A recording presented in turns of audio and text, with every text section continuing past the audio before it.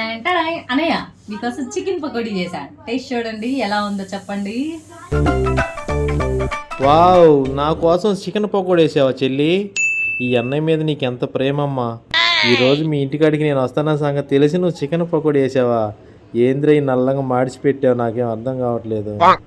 చెల్లెమ్మా, బావగారు ఆడికెళ్ళాడు? ఈ మాడిపోయిన పకోడీలు తినలేక పరిగెత్తాడా?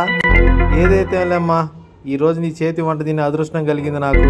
మాడిపోయినా బోడిపోయినా నేనే తింటాలే, ఎలాగో అలాగా. ఎలా ఉన్నాయి అన్నయ్య, టేస్ట్ బాగున్నాయా? అబ్బో, చికెన్ పకోడీ మాత్రం చాలా బాగున్నాయి అమ్మా.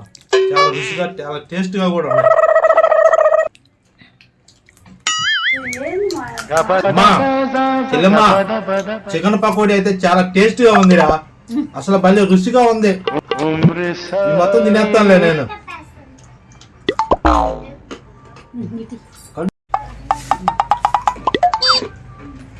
మాడిపోయినవి అయినా చాలా రుచిగా ఉన్నాయి.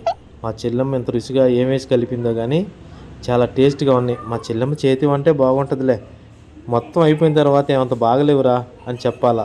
ఇవన్నీ తిన్న తర్వాత నేను ఆ మాట చెప్పాలి, ఎందుకంటే చాలా టేస్ట్గా ఉన్నాయి కదా. మా చెల్లెమ్మకి అయితే బాగలేవనే చెప్పాలా, లేకపోతే నా మీద తగ్గువాడిది మొత్తం తిన్నామని. ఈరోజు నాకు చికెన్ తెచ్చుకునే బాధ తప్పింది. మీకు కూడా మీ చెల్లెల చేతి వంట తినాలంటే ఆదివారం పూటే మీ చెల్లెల ఇంటికి వెళ్ళండి. ఎవరు లేరులే, ఎవరింట్లో లేదుగా, ఇటు కూడా ఎవరైనా ఉన్నారని చూద్దాం.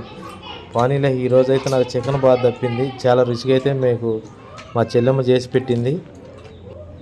చెల్లెమ్మ, చికెన్ పకోడీ అయితే సూపర్గా ఉందమ్మా.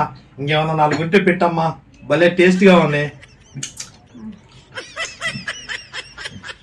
అరే అన్న, నేను తెచ్చిందే కేజీ చికెన్, మొత్తం నువ్వే తినేసావు. ఇప్పుడు ఆ పిల్లలకి ఏం పెట్టాలి?